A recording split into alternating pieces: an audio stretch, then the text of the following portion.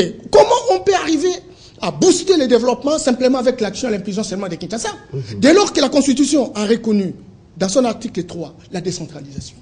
Je vous ai dit que la France a 36 000 communes. Vous ne pouvez pas imaginer l'Allemagne, qui est moins que la province de l'Équateur, a 16 127 communes. Et chaque commune est autonome. Chaque commune a un programme. Chaque commune a un budget, a la capacité. Et il y a émulation. Et on booste la République. Ça, alors le gouvernement de la République veut croire que... Quelqu'un disait qu'il y a trop de surdoués. Il semble qu'en étant surdoué, on est capable de couvrir l'ensemble de la République. Or, lorsqu'on regarde le budget, il est sans ambition, il est sans imagination, il est sans créativité. Et c'est cela le danger. Vous ne vous contredisez pas en disant que ça reflète la réalité du pays. Matata ne pouvait pas faire autre chose que ça. J'ai dit, Matata pouvait davantage avoir la créativité. Regardez, moi j'étais au Nord Kivu. Lorsqu'on a arrêté l'article 175 de la Constitution qui demandait la rétention, la retenue à la source, on est parti de $1 200 en termes de moyens internes de mobilisation des recettes mensuelles à 5 millions de dollars chaque mois. Mais lorsque Kinshasa n'a pas rétrocédé, on ne va pas citer les noms des gouverneurs des provinces. Ça veut dire que... S'il vous plaît, le timing est déjà dépassé. Merci on revient à vous. Sur le même sujet, deuxième série de questions, c'est de savoir qu'allez-vous proposer, parce qu'il y a encore quelques heures, la commission y travaille à l'Assemblée. Qu'est-ce qu'il faudra faire? Hier, 8 milliards, aujourd'hui 7 millions. Dans quel secteur on doit plus se focaliser? Je commence par vous, la majorité. On ne va pas rejeter le budget présenté par le Premier ministre Matata. C'est déjà l'avis de la majorité? Pardon? C'est déjà l'avis de la majorité? Non, d'une manière générale, on ne va pas le faire puisqu'il y a la commission parlementaire chargée de l'ECOFIN qui va encore retravailler ce budget. Lorsque nous attendons qu'ils nous amènent les réponses, ils vont nous amener les réponses et on va envoyer ça à la commission économico-financière qui doit encore retravailler davantage. Vous savez qu'en 2012, la recette était très faible. Les recettes, il avait prévu 7 milliards, on a réduit à 6 milliards 900 au niveau de la commission économico-financière pour tenir compte de la réalité. Mais quant à la mobilisation, il n'a mobilisé que 51%, ce qui est totalement insignifiant.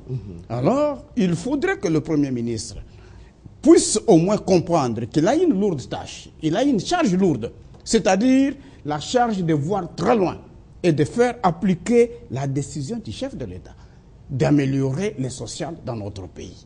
Apparemment, il n'a pas les moyens. Non, mais les moyens, c'est la tête. Ce n'est pas pour rien qu'on l'a appelé surdoué. Les moyens, c'est la tête. Il faudrait créer des moyens. Il faudrait imaginer, l'argent ne manque pas. Et d'ailleurs, vous avez suivi certains députés qui ont fait des révélations. Il y a beaucoup de ponts qui sont éparpillés sur la République où il y a des péages. Mais cet argent de péage, on ne le voit jamais. C'est-à-dire quoi? La capacité de mobilisation est faible. Il faudrait que le Premier ministre soit permanent. Il doit faire travailler le ménage pour mobiliser les recettes. Puisque 51%, soyez convaincus, c'est insignifiant. Par rapport à 7 milliards. C'est-à-dire sur 7 milliards, il nous présente 3 milliards. Non. C'est-à-dire qu'il y a une capacité très très faible de mobilisation. Il faudrait qu'il puisse faire travailler le ménage pour atteindre au moins même 90% de mobilisation et à ce moment-là, bien dispatcher cet argent, puisque le problème n'est pas tellement les chiffres, le problème c'est le dispatching. Et quels sont les secteurs qui seraient prioritaires? Mais les secteurs sont beaucoup plus simples, je vous ai parlé. Je vous ai dit que le manger ne manque pas dans la République. Vous allez à Bumba, vous trouverez tant de riz. Vous allez à Ngandajika, vous trouverez tant de maïs. Exactement. Vous allez à Kabinda, vous trouvez tant de manioc, tant d'arachides, tant d'haricots. Vous allez à Lodja, vous avez tant de maïs, tant de bananes. Mais tous ces produits ne savent pas atteindre les grands centres de consommation pour la simple raison qu'il n'y a pas les infrastructures de transport. Donc le seul élément, c'est mon avis, pour booster l'économie du pays, il faut d'abord ouvrir toutes les routes, même si on ne les asphaltait pas, mais qu'on les rende d'abord praticables. Vous êtes ancien des 5 chantiers. Oui, effectivement. C'est pourquoi il faudrait que le Premier ministre, ça ne sert à rien de faire les saupoudrages. Prenez le peu que nous avons, mettez sur les infrastructures, ne les asphaltez pas, ouvrez-les d'abord, permettez la circulation, que les produits agricoles se déplacent, partent des centres de production vers les centres de consommation, les produits manufacturiers quittent les centres de consommation vers les centres de production et la vie sera boostée et l'économie est partie et la meilleure vie. C'est à ce moment-là après, quand les gens auront mangé, que nous allons voir les problèmes d'eau potable, que nous allons voir les lots d'électricité. Puisque l'électricité ne sera restée, les gens n'ont pas mangé. Ah voilà, on y va. Il faudrait d'abord que Alors, la parole à M. Zakari, à Maître Zakari, vous êtes de l'opposition, appelé à être de l'opposition constructive. Qu'est-ce que le gouvernement ferait? Quels seraient les secteurs prioritaires Oui, mes propositions, c'est de demander d'abord à la majorité présidentielle d'être modeste. Ils auraient pu sanctionner le gouvernement. D'abord, oui, de les sanctionner. Parce que vous vous rendez compte tout de suite là qu'à entendre les analyses qui sont les miennes, j'ai fait leurs analyses comme les miennes, c'est une situation actuelle de la RDC. Mais je sais que je refuse à la différence et qu'on demande aux Congolais d'être des abrutis et rester à ce stade. Ce pouvoir est vieux de 11 ans. Vous parlez comme si vous venez d'arriver au pouvoir aujourd'hui. C'est comme si les élections de 2011 vous ont apporté au pouvoir. Alors que vous êtes un vieux pouvoir de 11 ans. Et 11 ans, la même chanson. Mouzito a présenté un budget. Vous avez donné même les superlatifs de toutes les qualifications possibles. Et aujourd'hui, vous revenez encore avec d'autres termes. Moi, je crois que la majorité, pour éviter la contrariété avec le président Kabila, qui veut émerger les pays. On va émerger les pays avec des plaintes, avec 7 milliards de dollars. Donc c'est une contradiction flagrante. Et vous voulez que l'opposition fasse quelle proposition concrètement? La seule proposition, c'est de vous assumer, de prendre votre responsabilité et de faire tomber le gouvernement. En termes de mobilisation, on va mobiliser le 52%. Comment? Le peuple congolais dans sa grande majorité, chômeur. À 99% chômeurs. Or, on connaît que les recettes pour un État, c'est l'impôt. L'impôt est la source de revenus pour chaque État. Or, le peuple congolais ne paye pas l'impôt du fait qu'il est chômeur. Et ceux qui travaillent les 1%, ils font semblant d'être payés. Et quel salaire? Et les détournements même, où vous avez dit, les portes des prisons seront grandement ouvertes. Ça, vous n'en tenez pas compte. Et vous venez encore poudroyer le peuple congolais. Vous voulez berner encore le peuple congolais. Qu'on vous donne encore combien d'années pour que nous arrivions à 21 milliards. Ici, nous sommes sur les budgets. Mais je parle du budget. Je parle du budget. La globalité du budget, c'est un budget de misère, de kwashiorkor. On a envoyé les enfants au chômage. On a envoyé nos enfants à la mort. Je vous ai dit que les médecins vivent des ristournes. Je vous ai dit que les enseignants sont dans la rue. Les fonctionnaires, bientôt, on connaît les salaires des enseignants, des professeurs. C'est au-delà de $1 500 en République démocratique du Congo. Félicitations, Lord. Et j'aimerais que ça vienne d'eux. Si c'est $1 500, ça vient d'eux. Mais je sais que c'est faux. Ils n'ont pas ces salaires-là. C'est une situation de misère. Le budget est venu pour achever la République. Donc, comme on le disait, le Premier ministre n'a pas la capacité de créer pour avoir l'argent. Il y a de l'argent. Est-ce que vous vous rappelez du rapport du président du Sénat, Ken Gwandondo, qui a parlé de 50 milliards de dollars qui se volatilisent chaque jour. Est-ce que vous vous rappelez de la commission Lutundola? Vous vous rappelez de la commission Bakandeja? Toutes ces commissions-là, est-ce que vous montrez même la volonté de mettre ces gens-là en accusation, ne fût-ce que pour donner l'orthodoxie, pour donner la paix aux autres fossoyeurs de la République? Mais non, mais vous venez toujours ici, non, c'est la situation de la République, c'est le moment où nous sommes, mais la République doit demeurer comme ça jusqu'à combien de temps? Et la position de l'UDPS, c'est de demander aux députés de sanctionner le gouvernement. Non, mais cela relève du bon sens. Ah, voilà, même n'importe quel Angolais le demanderait. Même n'importe quel Tchadien le demanderait. On va vous demander de demander. Monsieur le député, heureusement que vous êtes autour de cette table. S'il vous plaît, n'ayez pas déjà cette position. Faites tomber ces gouvernements, c'est parce que pour votre crédit. Et c'est pour le crédit de votre autorité. Alors, Papi Tamba, vous êtes de la majorité. Quels seraient, s'il vous plaît, quels seraient les secteurs prioritaires? Avant de répondre à votre question, M. Mathieu, permettez-moi un peu de revenir sur un certain nombre de choses que j'ai essayé d'apprendre ici. Vous avez 4 minutes. Tout à fait. Il y a mon ami à côté qui a essayé de faire une démonstration, mais on n'est pas à l'université. La vraie vie, c'est celle que nous vivons. Et je suis en train de vous dire que j'aimerais, en tant que Congolais, avoir d'autres chiffres. Malheureusement, notre pays a une histoire et notre pays a un parcours. Et je vous dis qu'aujourd'hui, nous parlons de 7 milliards. Ma foi, c'est déjà un débat. Qui 10 ans avant était un débat de 350 millions. Si nous ne voulons pas considérer cela, non, je vous dis que c'est mutué par 10. Si nous ne devons pas considérer, non, même pas par 10 fois 20. Si nous ne devons pas considérer cela, si nous ne devons pas considérer cela comme étant inavancé, je me pose la question, qu'est-ce qu'on appellerait par avancé comme définition? Je ne suis pas en train de dire ici que le budget que nous avons, 7 milliards, c'est le budget du ministère de la Justice en France. Je ne suis pas en train de dire qu'il est suffisant.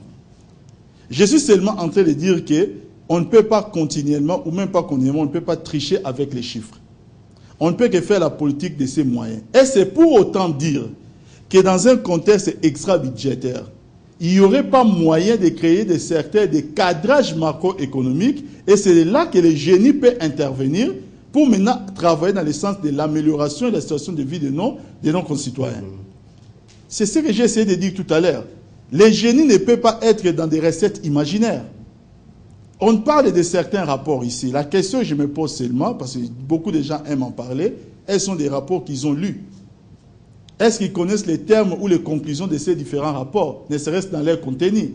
Les rapports de Tundu, là, qu'on nous essaie de nous citer ici, est-ce que les gens ont essayé de lire les termes de ces rapports qui avaient pour fondement certaines choses où on sent que tout a été politisé? Ça, c'est un autre débat. C'est un autre débat. C'est ça que je suis en train de vous dire. Au lieu de parler de ces différents rapports, tenons seulement compte de la réalité. Qu'est-ce que le chef de l'État avait déclaré le 20 décembre, le jour de l'investiture? En 2011. En 2011. Lorsque nous savons qu'un pays comme le nôtre, c'est un pays qui repose sur une bonne partie dans ses ressources minières, par exemple. Le chef de l'État lance l'idée des réformes dans ces secteurs dans les années à venir, peut-être pendant ce quinquennat, pour que les bruts congolais ne soient plus exportés et que tout brut soit transformé à l'intérieur, au niveau du pays, pour encore booster encore notre économie. Moi, je pense que ce sont des initiatives qui n'ont pas besoin d'être inscrites dans le budget pour être mises en place. Ça, c'est une politique qui n'a rien à voir avec le budget une fois mise en place. Savez-vous comment nous pourrions atteindre certaines ambitions? Donc, nous ne sommes pas ici, nous pourrions tous essayer d'expliquer c'est quoi les budgets, c'est pas. Non, moi je vous parle de la vraie vie. Maintenant, en ce qui me concerne, et je pense que mon ami à côté aussi l'a dit, et je suis d'accord avec lui, moi je pense qu'il faut mettre un peu plus d'intelligence dans la compréhension même de la décentralisation. Lorsque nous parlons social, on veut les limiter aux besoins de base des centres de consommation. Mais je vais vous dire une chose, c'est que la base rurale aussi, non, la base rurale aussi constitue bien entendu le peuple congolais. Exactement. Et on a exactement dépassé. Terminez votre phrase, ça ne serait pas propre. Non, merci beaucoup. Ce que je voulais seulement dire, c'est que les besoins sociaux des bases ne sont pas les besoins sociaux uniformes et unanimes selon chaque coin. Donc lorsque nous parlons maintenant du social, nous ne devons pas seulement, et là j'essaie un peu de contredire mon ami en face, l'honorable, qui ne parle que des routes, par exemple, pour ouvrir un secteur, pour parler de manger. Il y a des gens qui vous diront que moi, dans mon village, je n'ai pas de problème pour manger, j'ai les maniocs, j'ai tout ce qui s'ensuit, mais j'ai peut-être d'autres problèmes. Voilà, la santé, l'éducation et consorts. Alors, la société civile, on a vu pour la réforme du bureau de la CENI à la société civile qui a monté au créneau un budget antisocial présenté. Quelle est la surprise que nous pouvons entendre de la société civile? Je voudrais simplement dire que lorsqu'on est en train de faire le débat, l'idée c'est que le Congo c'est notre village, c'est notre plantation, c'est notre église. Il faut apporter ce qu'on peut apporter pour que les choses s'améliorent. Parce que le discrédit sur le Congo, c'est le discrédit de l'ensemble de notre peuple. Ça c'est la première chose. Deuxième chose, nous sommes en train là de rechercher comment mobiliser des moyens pour qu'on puisse répondre aux préoccupations de notre peuple. Il n'y a pas longtemps, un panel de professeurs d'université ont réfléchi sur l'état de la situation, comment générer des moyens, comment augmenter les budgets. Il s'est révélé que lorsqu'on arrête la corruption en proportion de 30%, on est capable, une année après, d'aller jusqu'à 55 milliards de dollars dans notre pays. C'est très important. C'est un panel de professeurs bien crédibles qui, visiblement, sont arrivés à ce genre de conclusions.